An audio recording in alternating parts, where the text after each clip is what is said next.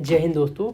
इस वीडियो में हम लोग प्लांट फिजियोलॉजी पढ़ेंगे जो कि UPPCS and BPSC and other competitive exam सबके लिए इम्पोर्टेंट है। तो चलिए हम लोग पढ़ते हैं फोटोसिंथेसिस। फोटोसिंथेसिस क्या होता है ये? इसमें क्या होता है ना कि जो ग्रीन प्लांट होते हैं ना अपना फूड बनाते हैं सनलाइट को यूज करके। ग्रीन प्लांट क्या करते हैं? फूड बनाते हैं लाइट का यूज करके। इसी को क्या बोलते हैं?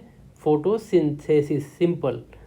अब देखिए इसमें इक्वेशन अगर आपको याद रखना है तो कार्बन डाइऑक्साइड होता है और वाटर होता है।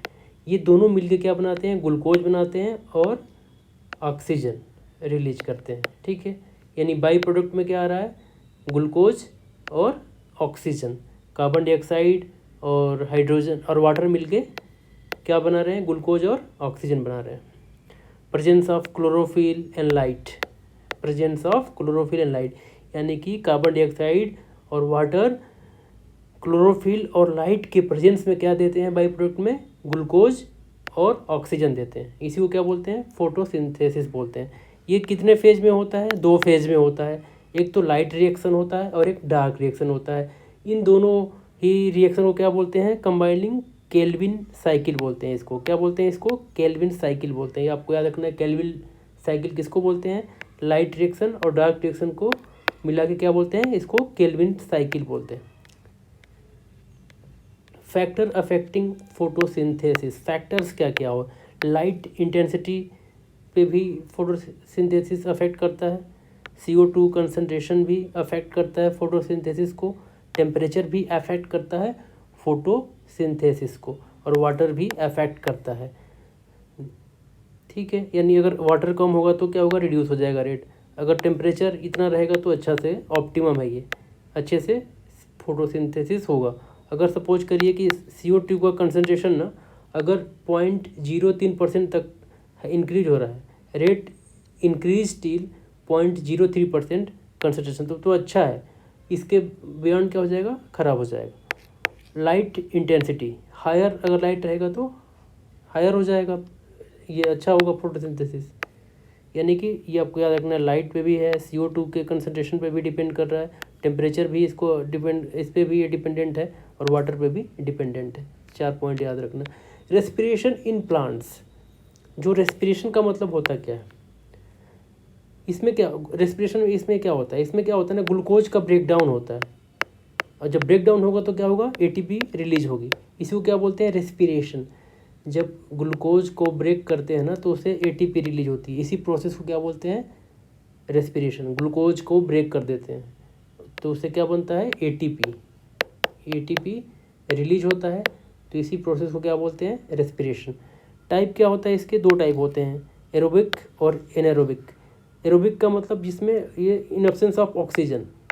एनारोबिक में ऑक्सीजन नहीं होता है, ऑक्सीजन के बिना करते हैं। इसमें ऑक्सीजन के साथ करते हैं एरोबिक में।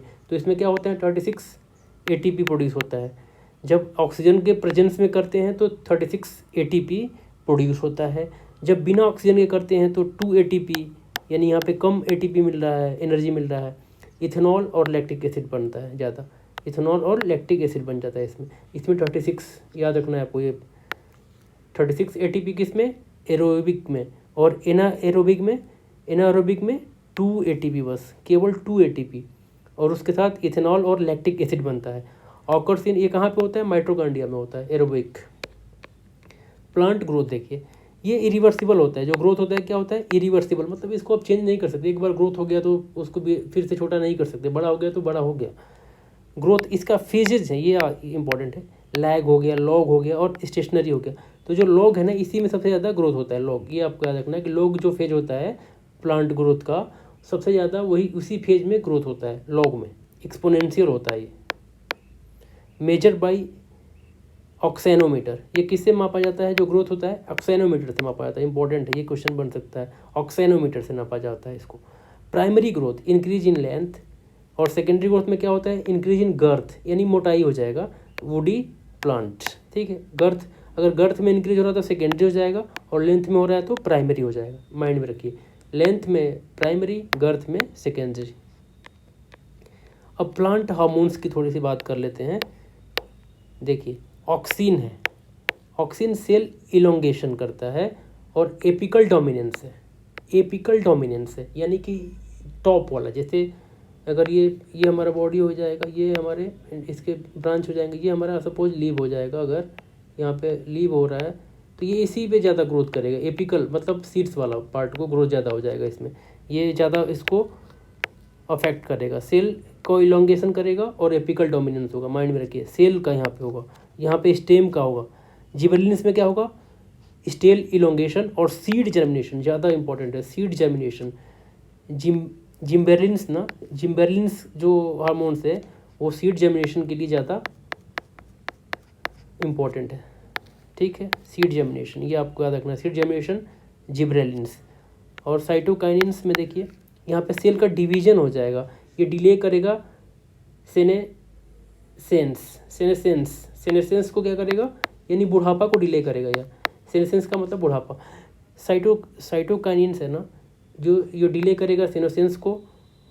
देखिए ये तीनों जो है ना, ऑक्सीन, जिबरेलिन्स और साइटोकाइनिन, ये तीनों डिले करते हैं सेनेसेंस को। ये दोनों जो है ना एब्सिसिक एसिड और इथिलीन, ये क्या करते हैं, बुढ़ापे को बढ़ाते हैं।